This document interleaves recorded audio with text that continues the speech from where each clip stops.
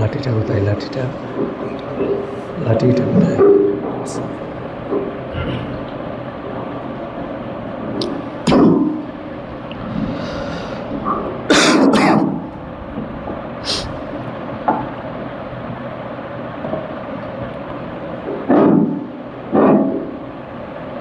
إن الحمد لله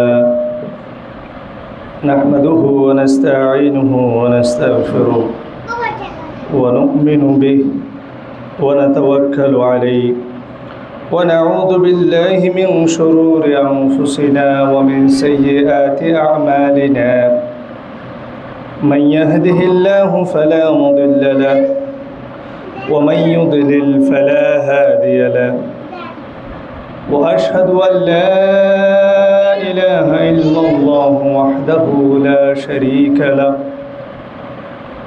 وأشهد أن محمدًا عبده ورسوله أما بعد فإن أحسن الأمور كتاب الله وأحسن الحدي حدي محمد صلى الله عليه وسلم شباب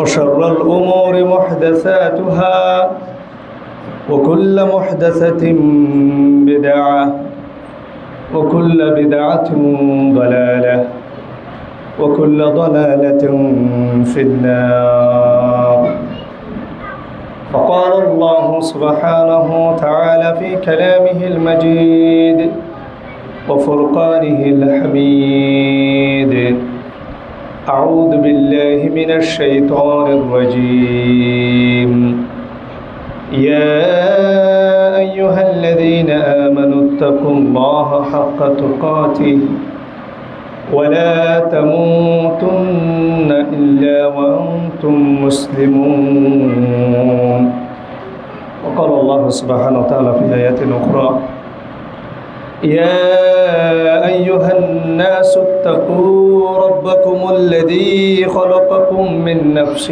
واحدة وخلق منها زوجها وبث منهما رجالا كثيرا ونساء واتقوا الله الذي تساءلون به والأرحام إن الله كان عليكم رقيبا وقال الله سبحانه وتعالى في آية أخرى يا أيها الذين آمنوا اتقوا الله وقولوا قولا سديدا يصلح لكم أعمالكم ويغفر لكم ذنوبكم ومن يطع الله ورسوله فقد فاز فوزا عظيما وقال الله سبحانه وتعالى في آيات أخرى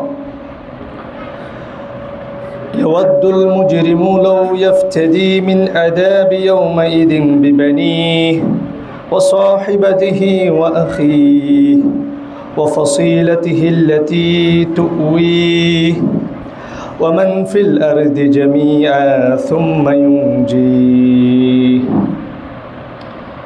الله سبحانه وتعالى সমস্ত প্রশংসা কৃতজ্ঞতা শুকরিয়া যে আল্লাহ সুবহানাহু ওয়া তাআলা আমাদেরকে ইয়াউমুল জুমআর দিনে মসজিদে আসার তৌফিক দান করেছেন কোরআন বিশুদ্ধ হাদিসের আলোকে খুতবা শ্রবণ করার তৌফিক দান করেছেন সে আল্লাহ সুবহানাহু ওয়া তাআলা শুকরিয়া আদায় করে খুতবা শুরু করছি আলহামদুলিল্লাহ আইয়ুহাল ইখওয়া ওয়াল আখাওয়াত সম্মানিত দিনী ভাই বোনেরা اليوم أتحدث أمامكم الجنة والجهنم আজকে আপনাদের সামনে আমার খুতবার বিষয়বস্তু থাকবে জান্নাত এবং জাহান্নাম যদিবা খুব রিসেন্টলি সাতকানিয়াতে আমি খুতবাটা দিয়েছিলাম লোহাগাড়ার ভাইদের অনুরোধে আমি জান্নাত এবং জাহান্নামের বিষয়টি সংক্ষিপ্তভাবে যেহেতু খুতবা তুলে ধরার চেষ্টা করব। খুতবার শুরুতে আমি সূরাতুল মাআরিজ এর 11 থেকে 14 নম্বর আয়াত আপনাদের সামনে তেলাওয়াত করে শুনিয়েছি। মানুষ যখন বুঝতে পারবে তাকে জাহান্নামে নিক্ষেপ করা হবে, কিয়ামতের ময়দানে মানুষ জাহান্নামের বিভীষিকাময় পরিস্থিতি সম্পর্কে মানুষ অবগত হবে। যদিও বা জীবিত থাকা অবস্থায় আপনি জাহান্নামের যে বিভীষিকাময় যন্ত্রণার যে লেভেল সেটা মৃত্যুর আগ পর্যন্ত আপনাকে বোঝানো সম্ভব না। কারণ দুনিয়ার মধ্যে আমরা এমনভাবে আষ্টপৃষ্ঠে রয়েছি, শয়তান আমাদেরকে জাহান্নামের ভয়াবহতাটা ভুলিয়ে দেয়। কিন্তু মৃত্যুর পরপরেই আপনি জাহান্নামের ভয়াবহতা টের পাবেন। মৃত্যু যখন হয়ে যাবে, যদি আপনার নসিবে শুরু থেকেই জান্নাত না থাকে, অনেক আছে না পাপিষ্ঠ মানুষ, ইমানদার কিন্তু গুনাহ করেছেন, তো জাহান্নামের শাস্তি যদি আপনাকে ক্ষণিকখানেক সময়ের জন্য দেওয়া হয়, কারণ কবরের আযাব সত্য, কবর হচ্ছে আখিরাতের প্রথম মঞ্জিল। আপনি মারা যাওয়ার সাথে সাথেই বুঝতে পারবেন এই আখিরাতের বিষয়টা কেমন। পুরো দুনিয়াটা তখন আপনার কাছে সময় নষ্ট মনে হবে। কথা বুঝতে পারেননি? ধরেন আপনি কোনো একটা জিনিস পাওয়ার আশায়, আপনার একটা পুকুর আছে,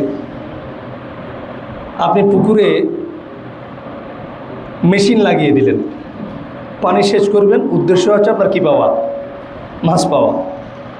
সারাদিন পানিটা আপনি সেচলেন, পুকুর খালি করলেন, একটা পুঁটি মাছও আপনি পান নাই। তখন আপনার মনে হবে যে আমি সারাদিন যা করলাম এটা তো আমাকে কোনো ফায়দা দিল না। কিয়ামতের ময়দানে আপনার ওই ধরনের একটা ফিলিংস হবে। তখন 1 টাকা দানটা আপনার জন্য অনেক বড় ম্যাটার হবে। একটা সিজদা, আপনি শুধু একটা সিজদার জন্য আপনি অনুরোধ করবেন, একটা সিজদা। যদিও আপনি ডেলি এখন কয়েক লাখ সিজদা দিতে পারবেন, একটা টাকা, যদিও আপনার পক্ষে কয়েক লাখ টাকা এখন দান করা সম্ভব, কিন্তু এতক্ষণে একটা টাকা আপনার জন্য ম্যাটার। সূরা মাআরিজ আল্লাহ বলছেন, ইয়াউমা ইয়াওয়াদ্দুল মুজরিমু লাউ ইয়াফতাদি মিন আযাবি ইয়াউমাইযিন, অপরাধীরা সেই দিন নিজের শাস্তির বদলে দিতে চাইবে কাকে? বিবানি, নিজের সন্তানকে। আমার সন্তানকে নিয়ে যাও, ওকে শাস্তি দাও, আমাকে দিও না। ও সাহিবাতিহি, নিজের প্রাণের স্ত্রী, তখন সেদিন আপনি স্বার্থপর হয়ে যাবেন। আমার স্ত্রীকে শাস্তি দাও। ও আখি, আমার ভাইকে শাস্তি দাও। মানে দুনিয়ার সমস্ত কিছু আপনি দিয়ে দিতে চাইবেন, খালি আমাকে কি দিও না, শাস্তিটা দিও। ওই যে 2 ভাই আছে ঘরের মধ্যে, এক ভাই পড়াশোনা করতেছে না, বড় ছেলে, তারা বেদ দিয়ে কৌমি হুজুরের মতো আপনি বেদম প্রহার দিয়ে মেরেছেন। বাকি ছোটোটা আসি বলে যে মানে আমার আর মারার দরকার নাই, আমি যা বলবেন কি করব। আমার বাসায় একটা 20 মাসের বাচ্চা আছে, আমার ছোট ছেলে, তো মাঝে মাঝে ওই যে মারপিটের অবস্থা দেখে ওই বেত হাততে থাকলে দেখে যে শুয়ে যায়।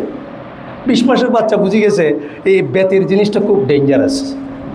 এটা ওই যে মাঝে মাঝে সেও কিছু কিছু খাইছে, এটার ইফেক্টটাও তার কাছে অনেক খারাপ লাগে। সে বলে যে চাচা ফোন করান, বাচ্চা শুই যা, মাকে এখন ডিস্টার্ব করা যাবে না। আপনার অবস্থাটা ঠিক সেরকম হবে। কিয়ামতের ভয়াবহতা যখন আপনি দেখবেন, তখন আপনার কাছে যত অপশন আসবে আপনি সমস্ত অপশন দিয়ে দিতে চাইবেন। আল্লাহ সুবহানাহু ওয়া তাআলা এটাই বলছেন, ও ফসিলাতিহি আল্লাতী তুউই, তার পুরো জাতি গোষ্ঠী যারা তাকে আশ্রয় প্রশ্রয় দিত, শেল্টার দিত, সবাইকে সে দিয়ে দিতে চাইবে। ওয়ামান ফিল আরদি জামিআ, দুনিয়ার যা কিছু আছে সমস্ত কিছু সে দিয়ে দিতে চাইবে যদি সেটা তার মালিকানায় থাকে। সুম্মায়ুনজি, শুধুমাত্র তাকে যেন মুক্তিপণ দেয়া হয় আযাব থেকে। আল্লাহ। সূরাতুল মাআরিজ 11 থেকে 14 নম্বর আয়াত। একটা জিনিস মনে রাখবেন, জাহান্নামের ভয়াবহতাটা আমার পক্ষে বোঝানো সম্ভব নয়। আমি দুনিয়াবি কিছু এক্সাম্পল দিই। বর্তমান যে সিজন আমাদের চলছে, অনেক ব্যক্তি দেখবেন চিকুনগুনিয়া হয়, হয়েছে না অনেকের? এডিস মশার কামড়ে চিকুনগুনিয়া হয়। যাদের চিকুনগুনিয়া হয়েছে দেখবেন তাকে কিন্তু কোনো শাস্তি দেওয়া হয়নি। আমি আমাদের শেখ শরীফুল ইসলাম মাদানী হাফিজুল্লাহকে যে কোনো একটা কারণে উনি আমাকে ফোন দিয়েছিলেন, তো বললাম আমি একটু অসুস্থ। তো উনি বললাম আমি 14 দিন বিছানায় ছিলাম, আমার মনে হয়েছে কে যেন আমাকে হাত পা বেঁধে উপরে রশি দিয়ে বেঁধে পিঠেছে। আমার শরীর এত ব্যথা হয়েছে, আমার ওই ধরনের কোনো কিছু হয়নি, শুধু ডান পায়ের হাঁটুতে সামান্য একটু ব্যথা, সামান্য। আমি সালাত পড়েছি চেয়ার দিয়ে, আর সেটা হচ্ছে বাংলা টয়লেটে বসে আর উঠা যায় না, অথচ আমার তেমন কোনো ব্যথা হয়নি। সামান্য এডিস মশার কামড়, দুনিয়া শাস্তির কথা বলতেছে, দুনিয়ার একটা মশার কামড়, এবং এই মশার কামড় কারণে শুধুমাত্র আপনার জয়েন্টে একটু ব্যথা হয়েছে। এই অসহ্য যন্ত্রণা অনেকে এমন অস্থির হয়ে যায় বিয়ন্ড ইমাজিনেশন। মানে এটা এই যন্ত্রণাটা সহ্য করার মতো না। যাদের ডেঙ্গু হয়েছে, যারা চিকুনগুনিয়া হয়েছে, শুধুমাত্র তারাই বুঝতে পারবে। বিছানা থেকে উঠতে পারেনি। এটা হচ্ছে আপনার অবস্থা।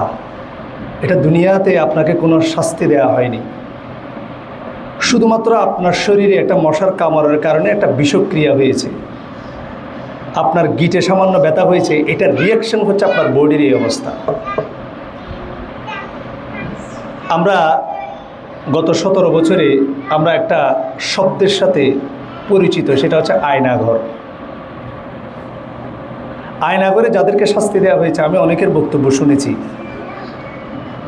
কিছুদিন আগে একজন আলেম বক্তব্য দিচ্ছিলেন, লজ্জাস্থানের নিচে যে রগটা রয়েছে, রগের মধ্যে ইলেকট্রিক শর্টের ক্লিপ পরিয়ে দেওয়া হতো, এবং ইলেকট্রিক শর্টটা দেওয়ার সাথে সাথে শরীরের সমস্ত রক্ত মাথার উঠে যেত।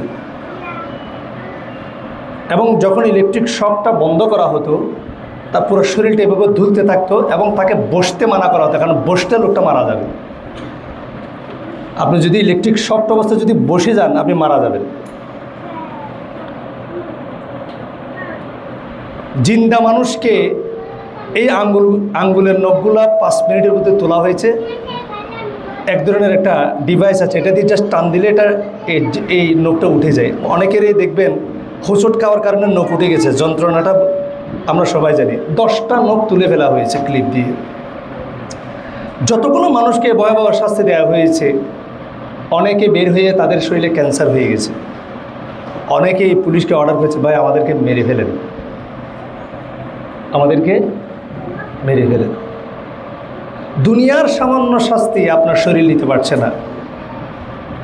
আমরা কেউ কি চাই আমাদের কোনো শত্রু আয়নাঘরে যাক? তাদেরকে শুইতে দেওয়া হয়নি। দুনিয়ার এক্সাম্পলটা দেখেন, আয়নাঘরের চেয়ে কি জাহান্নামে কি আয়নাঘরের চেয়ে শাস্তি কম হবে না বেশি হবে? আমি ওই যে মাইকেল চাকমা সে বলছে আমি 7 বছর ছিলাম, আমাকে মেরে ফেললে ভালো হতো, আমি কখনো শুইতে পারি না। কেন? পা হ্যান্ডক্রাফট দিয়ে পিছনে বাঁধা থাকতো, তো শুইতে গেলে তো পিঠে এরকম উঁচা হয়ে থাকতো, এরকম বসে বসে ঘুমাইছি সারা জীবন। আর হাত টানলে পা লম্বা করা যায় না, পা লম্বা করলে 2 ফিট বাই 3 ফিট। কয় ফিট বাই কয় ফিট? 2 feet by 3 feet. অনেকেই এটা বলেছেন, এটা মানে আমরা আযাব, এর চেয়ে আমাদের জন্য মৃত্যু। অনেকেই বলেছেন ভাই আমাদেরকে মারি ফেলেন, ক্রস ফায়ার দিয়ে দেন। সম্মানিত ভাইয়েরা, অথচ এই মানুষগুলাই, আমি অনেক নেতা, বড় বড় নেতাকে পাবলিক পডকাস্টে শুনেছি যে আমি বর্তমান বিএনপির একজন ছাত্রদলের নেতা, তিনি গুলশান যাত্রাবাড়ি ওই এলাকায় ছাত্রদলের তৎকালীন নেতা ছিলেন, সম্ভবত শাকিল খান নাম। একটা পডকাস্টে তিনি তার সর্বপ্রথম তাকে আপনার সিলেটের একজন নেতাকে আপনার শওকত আলী মনে হয়, তাকে গুম করার আগে তাকে গুম করা হয়। তো তার ইলিয়াস আলী, তার রিকোয়েস্টটা ছিল এই যে এই দল ক্ষমতায় আসুক কোনো যাতে আয়নাগর না হয়। যেমন বর্তমানে আওয়ামী লীগ ছাত্রলীগ নিষিদ্ধ, বলা হয় তাদের জন্য যাতে আয়নাগর করা না হয়। কারণ আমি নিজে আয়নাগরে ছিলাম, আমি জানি ওখানকার মানুষগুলোর জিন্দা লাশ, ওখানকার চেয়ে মৃত্যু ভালো। এই নেতাগুলোর পারসেপশনটা দেখেন, এই নেতাগুলো আয়নাগরকে ভয় পায়, এই নেতাগুলা কারেন্টের শককে ভয় পায়। কিন্তু আফসোস জাহান্নামের আযাবের ভয়টা কেন জানি আমাদের নেতাদের মধ্যে নেই। মনে হচ্ছে যেন জাহান্নামে তাদেরকে ভিআইপি, তাদেরকে প্রটোকল দেয়া হবে। অথচ জাহান্নামের আযাবের স্যাম্পলটা আপনি দেখেন, সামান্য দুনিয়ার আযাব আপনার শরীর নিতে পারে না, আপনি জাহান্নামের আযাব কিভাবে নেবেন? কিছুদিন আগে কোরআন হাদিসে জাহান্নাম আপনারা সবাই জানেন, আমি জাস্ট একটু জান্নাত জাহান্নামের বর্ণনাটা দেওয়ার চেষ্টা করতেছি। উত্তরায় মাইলস্টোন স্কুল অ্যান্ড কলেজ দেখেন নাই? একটা বিমান ক্রাশ করেছে, ছোট ছোট বাচ্চাদেরকে আমরা সবাই দেখেছি, চামড়াটা জাস্ট একটু পুড়ে গেছে না? পৃথিবীতে সবচেয়ে কঠিন মৃত্যু হচ্ছে বার্ন ইউনিটের মৃত্যু। আমরা যারা বার্ন হয়, যে মানুষগুলা পুড়ে যায়, এদের মৃত্যু যদি আপনি দেখেন, স্বাভাবিক একটা মানুষ মনে হবে সে বেঁচে আছে, 40% সে পুড়ে গেছে, কিন্তু দেখবেন 3 দিন পরে মাংস যখন টান দেয়, তখন এই টানের যন্ত্রণায় এই লোকটা মৃত্যুবরণ করে। পুড়ে যাওয়া বা বার্ন হওয়া এত ডেঞ্জারাস, এত মারাত্মক বিষয়। শরীর পচে যায়, মাংস খসে খসে পড়ে। এবং আমরা ছোটোবেলায় যারা সামান্য আগুনে পুড়েছি, তারা আমরা জানি মৃত্যু যন্ত্রণা, আগুনের ভয়াবহতা কত মারাত্মক, কত মারাত্মক।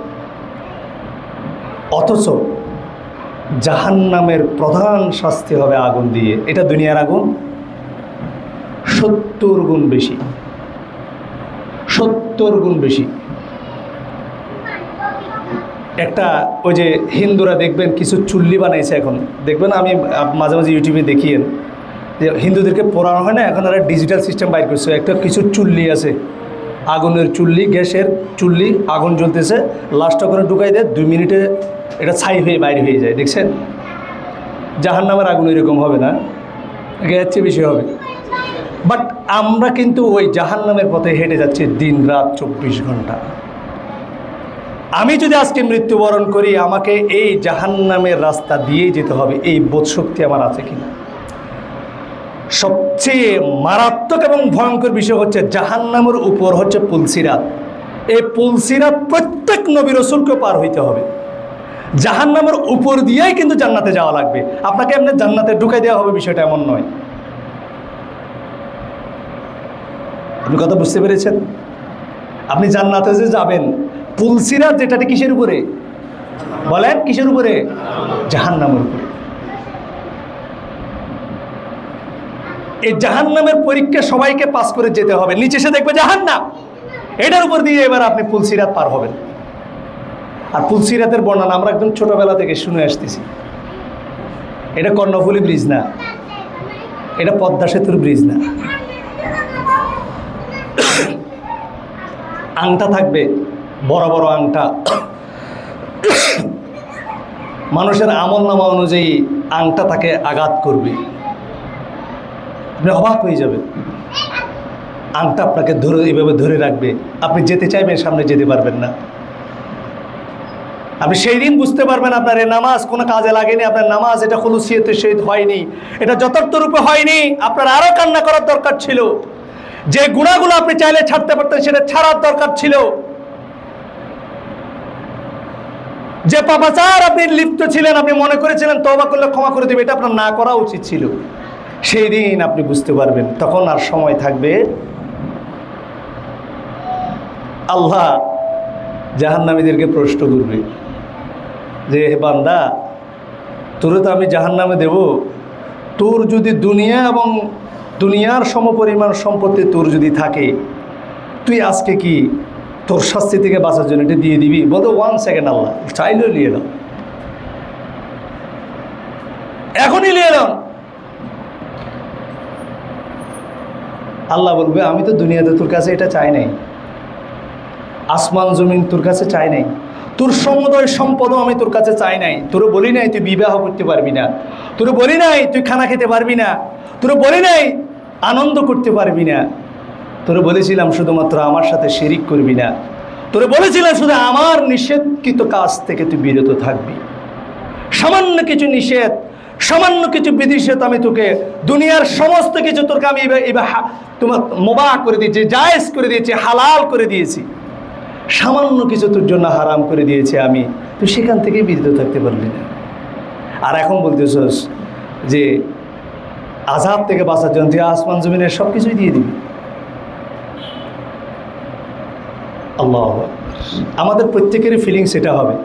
মালাকুল মউত যখন জান কবজ করে ফেলবে তখন মনে হবে মানিব্যাগের টাকাটা রাখি লাভ কি হইল। বাংলাদেশে একটা গল্প দেখেছিলাম, বাসের মধ্যে ডাকাত পড়েছে। কি করছে? ডাকাত। তো ঢাকাতে যখন সবাই জবাই করতেছে,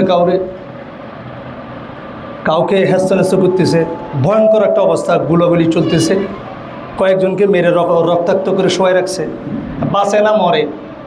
তো পিছনে এক মসজিদের সভাপতি ছিল, সভাপতি তার ওয়াইফরে ফোনকে বলতে, বুলবুলির মা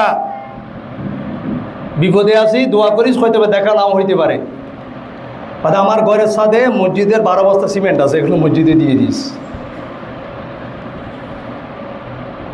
আমার এই অবৈধ সম্পত্তি আছে, এগুলো দিয়ে দিস, আর আমারও পারলে মাফ করে দিস, আমি আর ফেরত নাও আসতে পারি, তবে মসজিদের জিনিসগুলো দিয়ে দিস, এগুলো মসজিদের জিনিস, এগুলো আমাদের না, আমি এগুলো চুরি করে নিয়ে আসছি, মসজিদের সভাপতির প্রভাব খাটায় আমি নিয়ে এসেছি।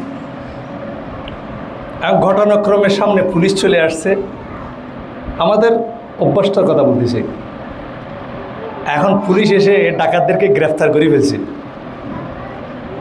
এখন মসজিদের সভাপতি তো বাঁচি গেছে, এখন বুলবুলির মারা আবার ফোন দিচ্ছে, বুলবুলির মা এই যে তোমার যে ফোন দিলাম কিছু করছো? বলতে না, হয়তো কিছু করার দরকার নেই, আপাতত আমি আসতেছি। এটা হচ্ছে আমাদের সবার অবস্থা। জাহান্নামের ফিল আমাদের সবার হয়, এটা ফিতরতগত, কারণ আমরা সবাই জানি আমরা চলে যাব, কিন্তু শয়তান আমাদেরকে এই কনসেপ্টটা দিয়ে আবার আমাদেরকে পূর্বের আমলের মধ্যে ফিরিয়ে নিয়ে যায়। আল্লাহ আমাদেরকে হেফাজত করুক। এই জন্য মুমিন বান্দার প্রথম টার্গেট হবে জাহান্নামের আযাবকে ভয় করা। মা আয়েশা রাদিয়াল্লাহু তাআলা আনহা বলছেন, একজন তাবি বা সাহাবী জিজ্ঞেস করছেন, হ্যাঁ মা আয়েশা উম্মুল মুমিনিন, আল্লাহ সুবহানাহু ওয়া তাআলা কোরআনকে নাজিল করেছেন কিভাবে? তখন মা আয়েশা রাদিয়াল্লাহু তাআলা আনহা অনেক কথা বলেছেন, সহিহ বুখারীর হাদিস। তার মধ্যে তিনি বললেন, আল্লাহ সুবহানাহু ওয়া তাআলা প্রথমে জান্নাত জাহান্নামের ভয় সম্বলিত কোরআনের আয়াতগুলা মক্কার মধ্যে আল্লাহ সুবহানাহু ওয়া তাআলা নাজিল করেছেন। ওই সূরাগুলোই আল্লাহ নাজিল করেছেন যে সূরাগুলোর মধ্যে জান্নাতের সুসংবাদ ছিল, জাহান্নামের ভয় ছিল।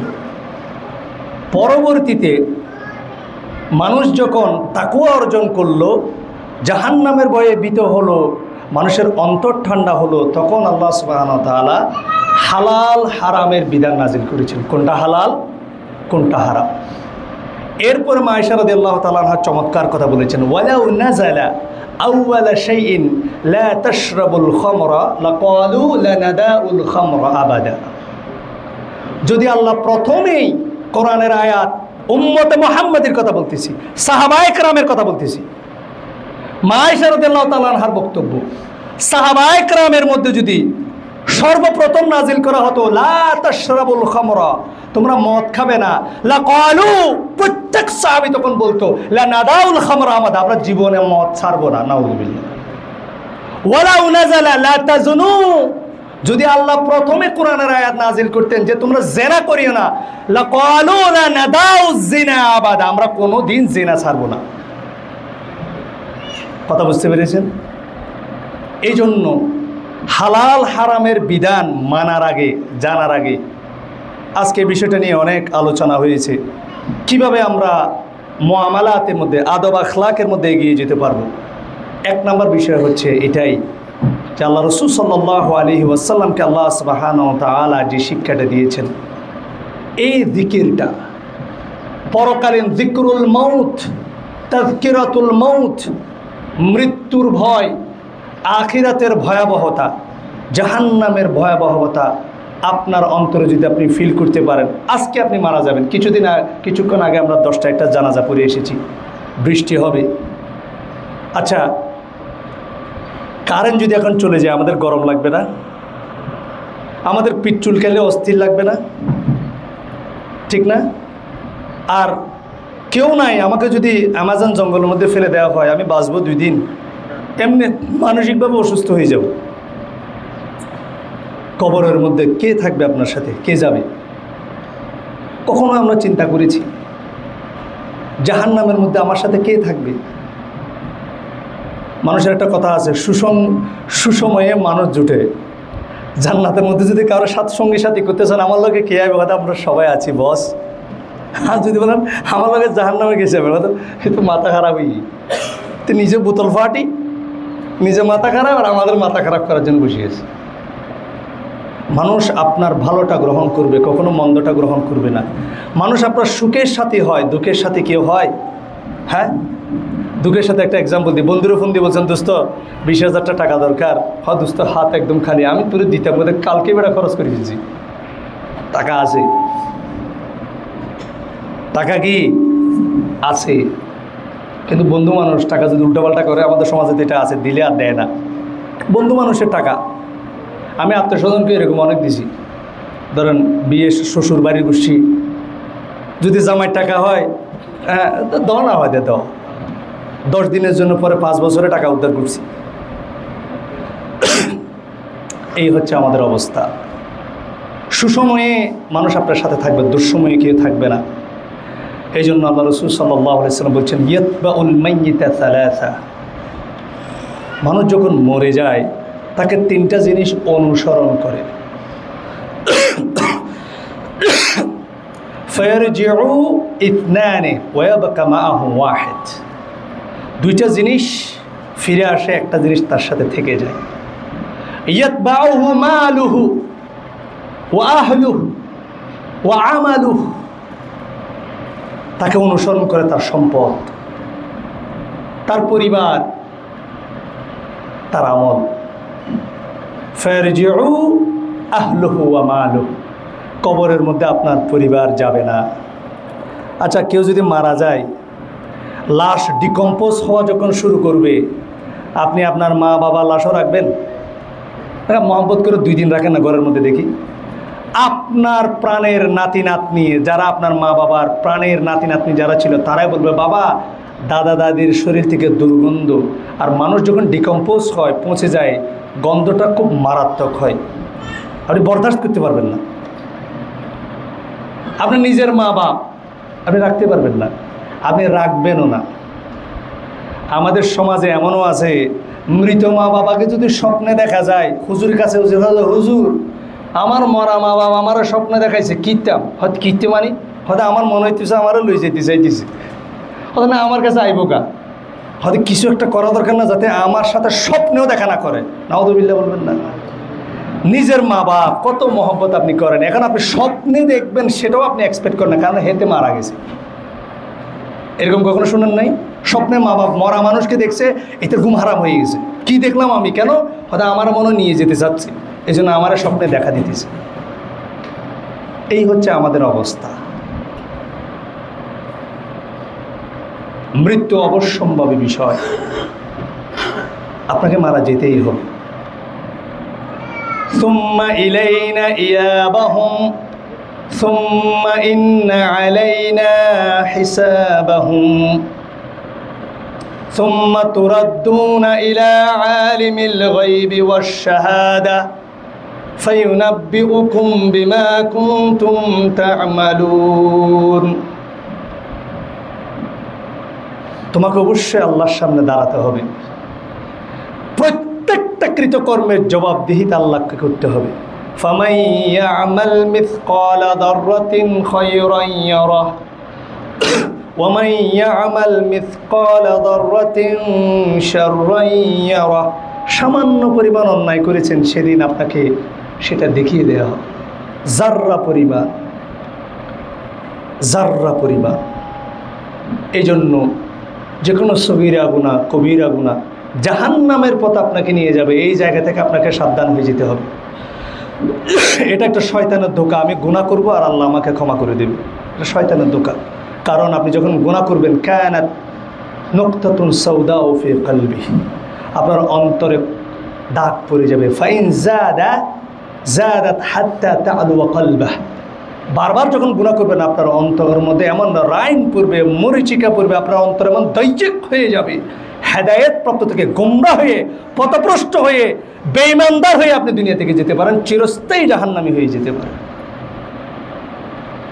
আল্লাহ সুবহানাহু ওয়া তাআলা আমাদেরকে হেফাজত করুক, আমিন। জাহান্নামীদের শারীরিক গঠনটা কেমন হবে? আমরা অনেকে মনে করি আমাদের এই 5 ফুট 3 ইঞ্চি শরীর আল্লাহ সুবহানাহু ওয়া তাআলা জাহান্নামে দেবেন না। জাহান্নামীদের এক একটা দাঁত হবে উহুদ পাহাড়ের সমান। সহিহ মুসলিমের হাদিস। কোন পাহাড়?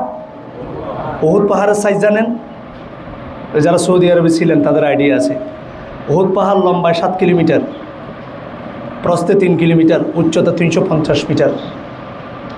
একটা দাঁত, আপনার দাঁত কয়টা?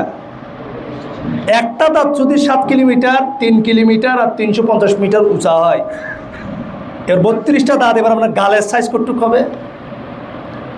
এক কাঁধ থেকে এক কাঁধের দূরত্ব হবে দ্রুতগামী ঘোড়া 3 দিন দৌড়াইলে যত দূরে এই কাঁধ থেকে এই কাঁধের দূরত্ব হবে। কাফের এবং জাহান্নামীদের শারীরিক গঠন আল্লাহ সুবহানাহু ওয়া তাআলা বর্ণনা করেছে। কারণ জাহান্নামের শাস্তি আমাদের এই শরীর কখনো নিতে পারবে না। এই জন্য জাহান্নামীদেরকে যাতে শাস্তি দেওয়া যায়, এই জন্য শরীরটাকে এভাবে তৈরি করে দেওয়া হয়। আপনার শরীরের চামড়া যা আগুনে ঝলসানো হবে, এই চামড়া তো দেওয়ার সাথে সাথে জ্বলে যাবে। তো কি করবে? এই চামড়ার সাইজ হবে 3 দিন পর্যন্ত হাঁটলে যত দূর যাওয়া যায় এত দূর হবে এটার পুরো। অন্য হাদিসে এসেছে 42 হাত, অন্য হাদিসে এসেছে 70 হাত মোটা হবে। কয় হাত? এখান থেকে মাপেন 1 হাত, 2 হাত, 3 হাত, এটা পুরোটা 70 হাত হবে। আপনার চামড়ার ডেন্সিটি হবে এত মোটা। এবং জাহান্নামীদের বসার স্থান হবে মক্কা মদিনার মাঝখানের অংশ, প্রায় 425 কিলোমিটার। এখান থেকে রাজশাহীর দূরত্ব সম্ভবত, এখান থেকে ঢাকা মনে হয় 425 না, আরও কম। এটা জাহান্নামীদের বসার জায়গা। লোহাগাড়া থেকে আপনি ধরেন নরসিংদী পর্যন্ত এই যে জায়গাটা, একজন জাহান্নামীর বসার স্থান। এইবার আপনাকে জাহান্নামে আগুনে দগ্ধ করা হবে। এবার নিজেকে সেই জায়গায় কল্পনা করেন। আগুনের শাস্তি। আমাদের শরীর থেকে যদি এখন পুঁজ বের হয়, যাদের আইডিয়া আছে যেখানে পুঁজ হয়, আমরা অনেক সময় এখানে নাক নিয়ে যাই না। কখনো যদি কোথাও পছন্দ ধরে সেখানে নাক নিয়ে যাবেন, আপনি বমি করে দিবেন। এই পুঁজ হবে আপনার খাবার। আপনি তো এখন তরকারিতে লবণ একটু বেশি হইলে, আমি আর সভাপতি সাহেব আমাদের ক্যান্টিন নিয়ে এক ঝামেলায় আছি। হয়তো গোস্ত মজা হয়, হয়তো সবজিটা ভালো হয় না। মিক্স সবজি করি, খানা মজা হয় না, হয়তো লবণ একটু বেশি হয়ে যায়, তেল একটু বেশি হয়ে যায়। জাহান্নামে তেল আর লবণ কম বেশি হবে না। সূরা গাশিয়া আমরা সবসময় প্রতি জুমাতেই পড়তেছি না? হাল আতাকা হাদিসুল গাশিয়া উজুহু ইয়াওমাইদিন খাশিয়া। জাহান্নামীরা সেদিন থাকবে আতঙ্কিত, ভীত।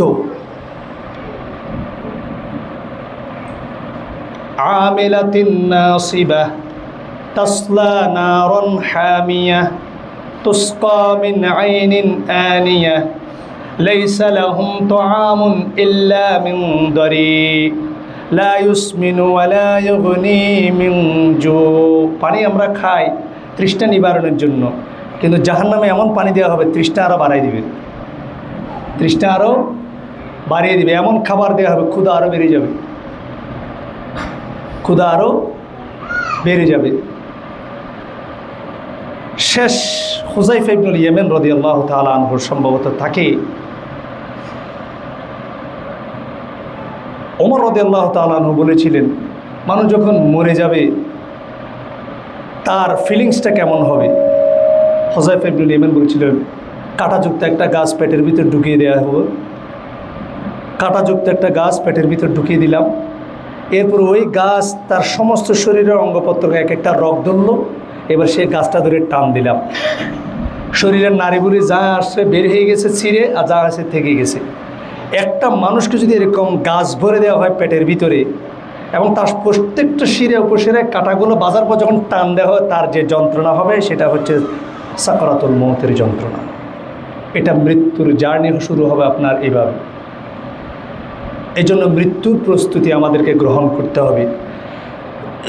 এই জন্যই আল্লাহ বলছেন, ফামান যুহজিহা আনিন নারি ওয়া উদখিলাল জান্নাতা ফাকাদ ফাজ। যে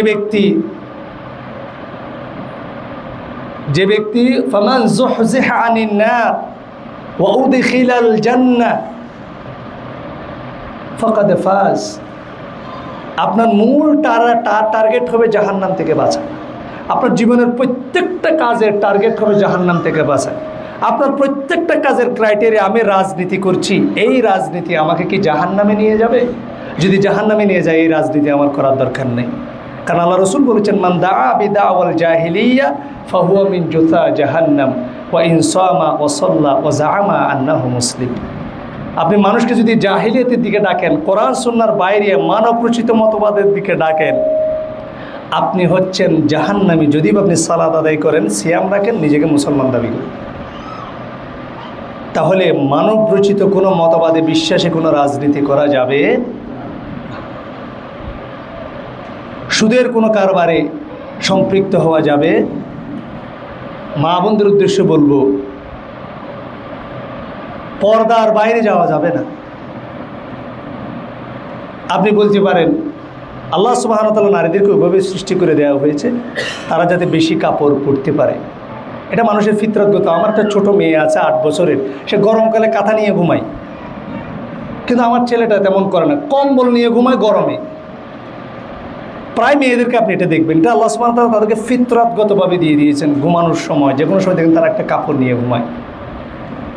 মা বোনদেরকে উদ্দেশ্য করে বলবো, জীবনের প্রত্যেকটা ক্ষেত্রে পর্দার বিষয়টা মেনটেন করবেন।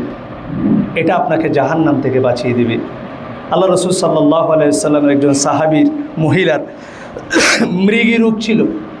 আল্লাহ রসুল সাল্লাল্লাহু আলাইহি ওয়াসাল্লামের কাছে এসে বললেন, ইয়া রাসূলুল্লাহ, আপনি আমার জন্য দোয়া করেন যাতে আমার মৃগী রোগটা সেরে যায়। আল্লাহ রসুল বললেন যে, আমি তোমার জন্য দোয়া করতে পারি, তবে তুমি যদি এই রোগের মধ্যে ধৈর্য ধারণ করতে পারো, তবে আল্লাহ সুবহানাহু ওয়া তাআলা এর মাধ্যমে তোমার মর্যাদা বৃদ্ধি করবেন। সুবহানাল্লাহ।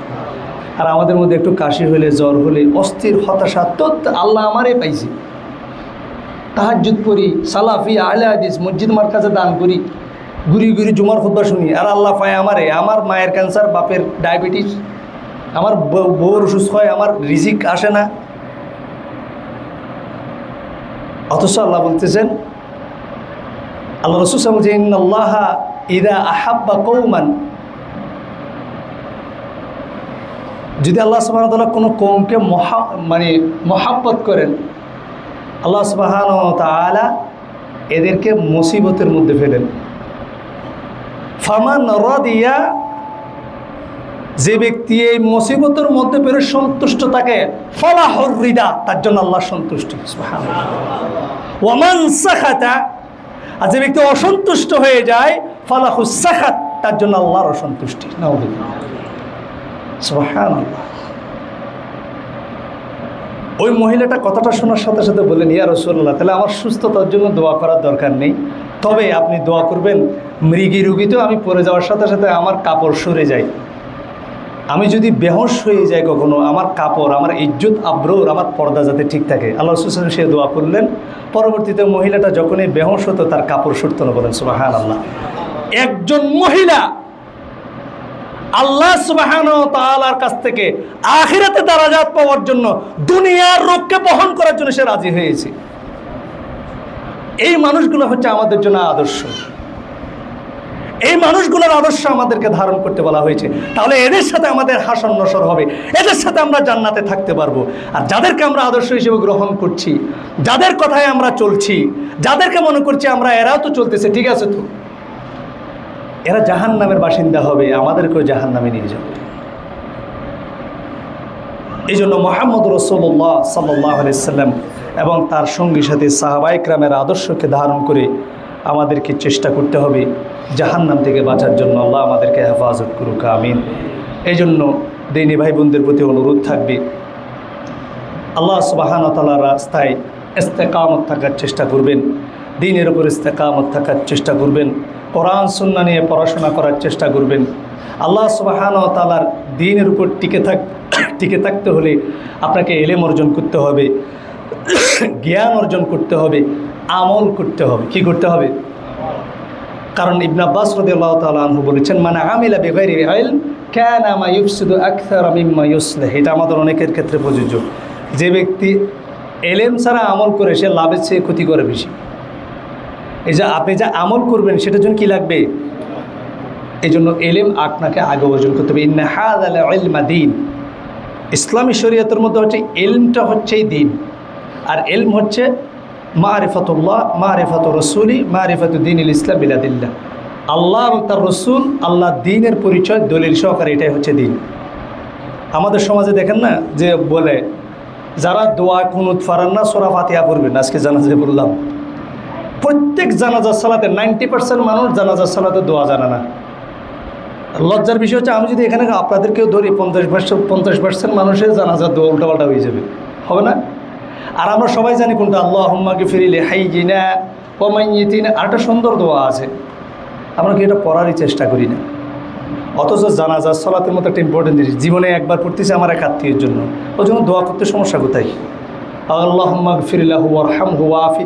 জানাজার দোয়ার মধ্যে সব দোয়া, এতে জানা নাই যেন আবার জানাজা শেষে আবার মোনাজাতে মারি দেয় আল্লাহ। এর তো সব তো বলা আছে হাদিস অনুযায়ী, দোয়া করলে জানাজার ভিতরে দোয়া খালাস। কিন্তু এই বেচারা তো দোয়া শিখে নাই। কি শিখে নাই?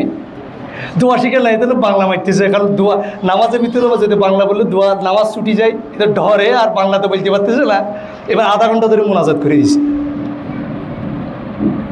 এই জন্য আমাদেরকে ইলমের প্রতি অগ্রসর হতে হবে। আলহামদুলিল্লাহ এই মসজিদুস সুন্নাহ প্রতিষ্ঠিত হয়েছে, এটাকে এস্টাবলিশ করার চেষ্টা করতে হবে, এখানে সহযোগিতা করতে হবে। আমরা চেষ্টা করব মাসিক ইয়ানত, দৈনিক ইয়ানত প্রদান করার মাধ্যমে এই ধরনের আরও মারকাজ করার জন্য, আরও দিনী শিক্ষা প্রতিষ্ঠান করার জন্য, যাতে আমাদের সন্তানরা, আমাদের মা বাবা পিতামাতা এই মসজিদ মাদ্রাসার সাথে সম্পৃক্ত হয়, এখান থেকে কোরআন সুন্নাহর ইলম শিখে মানুষকে সুযোগ দিবেন। যেই সকল ভাইরা রয়েছেন যারা সালাফি মানহাজের নয়, তাদেরকে দাওয়াত দিবেন, আমাদের বক্তব্য শোনার জন্য বলবেন, আমাদের ভুল ত্রুটি থাকলে দেখতে বলবেন। হক ফামান শাআ ফালইউমিন ওয়া মান শাআ ফালইয়াকফুর। যার ইচ্ছে সে গ্রহণ করবে, যার ইচ্ছে সে পরিত্যাগ করবে। আমাদের কাজ হচ্ছে মানুষের কাছে পৌঁছে দেওয়া। মা বোনদেরকে বলবো, আপনারাও জুমার খুতবা মাঝে রেগুলার আসার চেষ্টা করবেন। এখানে যাদের পরিবার রয়েছেন, পরিবারকে নিয়ে আসার চেষ্টা করবেন। কারণ পরিবারকে যদি সংশোধন করা যায়, পরিবারকে যদি ইসলামাইজড করা যায়, তাহলে ইনশাল্লাহ আমরা বর্তমান প্রেক্ষাপটে পরিবারের মধ্যে ইসলাম প্র্যাকটিস করা ছাড়া আর কোনো জায়গা নেই। এই জন্য নিজের স্ত্রীর সাথে আপনি এবং স্ত্রী, আপনি নিজে একটা জামাই, আপনি জামাত। আল জামাত হুয়া মুআফাকাল হক ওয়ালাউ কুনতা ওয়াহদাক। জামাত হচ্ছে হকের পক্ষে, যদি আপনি একজনে থাকেন, আপনি একজনেই জামাত। এই জন্য মা বোনদেরকে বলবো, কোরআন সুন্নাহ অনুযায়ী যা শোনেন সেটা আমল করার চেষ্টা করবেন। নিজেদের সন্তানদেরকে কোরআন সুন্নাহয় মুনাওয়ার করার, আলোকিত করার চেষ্টা করবেন। কোরআন সুন্নাহর উপরে ইস্তেকামত থাকার চেষ্টা করবেন। ফি জামিই নওয়াহিল হায়াতি, জীবনের সমস্ত ক্ষেত্রে মিন গায়রি ইশতিরাত, কোনো ধরনের সত্য ছাড়া কোরআন সুন্নাহকে মানার চেষ্টা করবেন। আপনার ব্যক্তি জীবন, পরিবার জীবন, সমাজ জীবন, দুনিয়া এবং আখিরাত আল্লাহ সুবহানাহু ওয়া তাআলা সৌন্দর্যমণ্ডিত করে দেবেন। আল্লাহ সুবহানাহু ওয়া তাআলা আমাদেরকে তৌফিক দান করুক, আমিন। সর্বশেষ একটা নসিহত করব, সেটা হচ্ছে পারস্পরিক আনুগত্য। আল্লাহ রসুল সাল্লাল্লাহু আলাইহি সাল্লামের কিছু ইম্পর্টেন্ট জরুরি কিছু হাদিস আছে। সফরের সময় দেখবেন তিনজনকে যদি ইদা খরাজা সালাসাতুন ফি সফর ফালিউআম্মিরু আহাদাহুম, তিনজন যদি সফরে যায় একজনকে আমির নিযুক্ত করতে বলা হয় ডিসিপ্লিনের জন্য, আনুগত্যের জন্য। আমাদের মধ্যে এই বিষয়ে টেন্ডেন্সিটা কম। এখানে এই মসজিদের সুন্নাহর মতওয়াল্লি কমিটি আমাদের শফি ভাই ধরেন, তিনি এই মসজিদের সভাপতি। মসজিদ কেন্দ্রিক যে কোনো বিষয়ে আপনাকে তাকে পরামর্শ দিবেন, কিন্তু সব ক্ষেত্রেই যদি আমরা তার আনুগত্যটা না করি, তার ডিসিপ্লিন সিস্টেম যদি ফলো না করি, তার সাথে যদি সিরিয়াস বিষয় নিয়ে আমি যদি ঠাট্টা মস্করা করি, রসিকতা করি, সমস্ত বিষয় যদি জেনারেলাইজড করি, তাহলে মসজিদ কমিটির পক্ষে মসজিদ পরিচালনা করা সম্ভব হবে। আনুগত্যের বিষয়টা আমাদের মধ্যে খুবই ঘাটতি। মসজিদ যারা পরিচালনা করেন, মাদ্রাসা যারা পরিচালনা করেন, তাদের প্রতি অনুরোধ থাকবে, এটা একটা স্ট্রাকচারাল এবং ফর্মাল একটা দায়িত্ব। এটার জন্য আপনাদেরকে জিজ্ঞাসিত করা হবে এবং এটা ফর্মালি আপনারা মেনটেন করার চেষ্টা করবেন। যারা এখানে আমাদের দিনী ভাই এই মসজিদের সাথে খুব ভালোভাবে সংশ্লিষ্ট, কিন্তু আপনি গার্জিয়ান, অনুরোধ করবো আপনি গার্জিয়ান সুলভ আচরণ করবেন, তাহলে মসজিদের ডিসিপ্লিন, মাদ্রাসার ডিসিপ্লিনটা সুন্দর হবে। মা বোন যারা আসবেন গার্জিয়ান সুলভ আচরণ করবেন, দিনী ভাই যারা আসবেন মুসল্লি সুলভ আচরণ করা, হ্যাঁ অভিভাবক সুলভ আচরণ করা, তাহলে একটা যে আনুগত্যের যে বিষয়টা, ডিসিপ্লিন সুশৃঙ্খলার যে বিষয়টা, সেটা এস্টাবলিশড হবে এবং সালাফি মাদ্রাসা মসজিদগুলো সুন্দরভাবে এস্টাবলিশড করা, প্রতিষ্ঠিত করা সহজ হবে। অনেক ক্ষেত্রে কিন্তু আমরা এই সমস্যাটা আমরা ফেস করি। মা বোনদের ক্ষেত্রে আমরা একটা সমস্যা ফেস করি, স্বামীর আনুগত্যের বিষয়টা। আমাদেরকে সেটা যদি না করা হয়, তাহলে আমাদের সমাজের মধ্যে বিশৃঙ্খলা তৈরি হবে। স্বামী যদি আপনাকে শরীয়ত মোতাবেক কোনো বিষয়ে, হালাল হারামের বিষয়ে দিক নির্দেশনা দেয়, সেটা আপনি মেনে চলার চেষ্টা করবেন, তাহলে আপনার জন্য জান্নাত। শেখ আলবানী রাহিমাহুল্লাহকে জিজ্ঞাসা করা হয়েছিল, শেখ আমি বিয়ের আগে তাহাজ্জুদ পড়তাম, মজা পেতাম, আমি খোরাকি পেতাম, রুহ খুঁজে পেতাম, কোরআন তেলাওয়াত জিকিরের মধ্যে স্বাদ পেতাম, মজা পেতাম, তাফাক্কুত হতো, আমার তাফাক্কুত হতো, আমি এটার মিষ্টতা অনুভব করতাম। কিন্তু বিয়ের পরে আমি তাহাজ্জুদ পড়ি, জিকির আজগার করি, কিন্তু আমার সে মহব্বতটা আমি পাই না, সেই মিষ্টতাটা আমি পাই না, সে আমার যে প্রশান্তি সেটা আমি পাই না। তখন শেখ আলবানী রাহিমাহুল্লাহ জিজ্ঞেস করেছিলেন যে স্বামীর প্রতি আপনার আচরণ কেমন? কথাটা শোনার পরে মহিলা একটু বিরক্ত হয়ে গেছে। মহিলা বলতেছে, শেখ আমি আপনাকে আমল ইবাদতের কথা বলতেছি, আর আপনি কিন্তু জামাইয়ের কথা টানিয়ে আনতেছেন কেন? তো লক্ষণ তো বোঝা যাইতেছে, বুঝেন না? Morning shows the day. Doctor তো রুগীর লক্ষণ দেখে বুঝতে পারে। এবার মহিলার আচরণ দেখেই শেখ সন্দেহ হয়েছে, মহিলা পরহেজগার হলেও মুখ যথেষ্ট শক্ত, মাশাআল্লাহ। আরে মা, বেশিরভাগ নারী বিয়ের পরে তার ইবাদতের মিষ্টতা হারিয়ে ফেলে স্বামীর আনুগত্য না করার কারণে। এবং রাসূলুল্লাহ সাল্লাল্লাহু আলাইহি সাল্লাম জাহান্নামে অধিকাংশ নারীদেরকে যে জাহান্নামে পেয়েছে, তারা নামাজ পড়ে নাই, হ্যাঁ সিয়াম রাখে নাই, এরা নামাজ না পড়ার কারণে জাহান্নামে দিছে? হাদিসে আর নাই। সিয়াম না রাখার কারণে জাহান্নামে দিছে। পর্দার ফরজ মানে পর্দার বিধান মানে নাই, হাত মৌজা পা মৌজা পরে না, এই জন্য জাহান্নামে দিছে। শুধু দুইটা কথা বলছে, তুকসিরনাল লাআনা ওয়া তাকফুরনাল আশিরা, তোমরা বেশি বেশি মানুষকে লানত করো এবং স্বামীর প্রতি অকৃতজ্ঞ। এই জন্য হাত মৌজা পা মৌজা তাহাজ্জুদ পড়ার চাইতেও জরুরি হচ্ছে স্বামীর আনুগত্য করা। কোন ক্ষেত্রে? বৈধ ক্ষেত্রে। আমাদের সমাজে একটা এখন টেন্ডেন্সি চলে আসছে যে নারী স্বাধীনতার নামে স্বামীর সাথে বাড়াবাড়ি করা, কথা বলা, আর্গুমেন্ট করা, জিদ করা, এগুলো করা যাবে না, আমল নষ্ট হয়ে যাবে। আমি যদি আমার পিতামাতার সাথে এটা করি, আমার আমল বরবাদ হয়ে যাবে। একজন স্ত্রী যদি স্বামীর সাথে এই কাজ করে কোনো বৈধ কারণ ছাড়া, তাহলে তার আমল ইবাদত নষ্ট হয়ে যাবে, সেই ইবাদতের মিষ্টতা হারিয়ে ফেলবে, জান্নাত থেকে মাহরুম হয়ে যাবে। এই জন্য মা বোনদেরকে বলবো, এটা খুব কষ্টের একটা বিষয়। আমাদের এক শাইখ বলছিল যে স্বামীর আনুগত্য করাটা তিত করলা খাওয়ার মতো। এবং স্বামীদেরকেও বলবো, স্ত্রীরা যদি আপনাদেরকে আনুগত্য করে সেভাবে চলবেন। আপনি আবার মাইকেল জ্যাকসন হয়ে যাবেন না, আপনার স্বামীর আনুগত্য করতে হবে, স্বামীর আনুগত্য করতে। বাংলাদেশে দেখি যে সব নারী পর্দা করে, কিন্তু স্বামী ক্লিন শেভ। ওই হিজড়া টাইপ, ট্রান্সজেন্ডার টাইপের স্বামী হওয়া যাবে না। সব জায়গায় শুধু স্বামীর আনুগত্য। তো আপনার সুন্নত কই, আপনার ইবাদত বন্দেগী কই, আপনার হালাল হারাম কই? আপনি ফেসবুকের ইউটিউবে গান বাজনা নাটক সিনেমা সব উল্টাপাল্টা দেখেন। আর স্ত্রীর ক্ষেত্রে খালি মোবাইল ধরা যাবে না, বাটন মোবাইল ইউজ করতে হবে। আপনি বাটন মোবাইল ইউজ করেন না কেন? এক হুজুরকে দেখছি বউরে দিছে হাফেজা মহিলা, আমি বাটন মোবাইল, তো স্বামী হয়তো অ্যান্ড্রয়েড মোবাইল।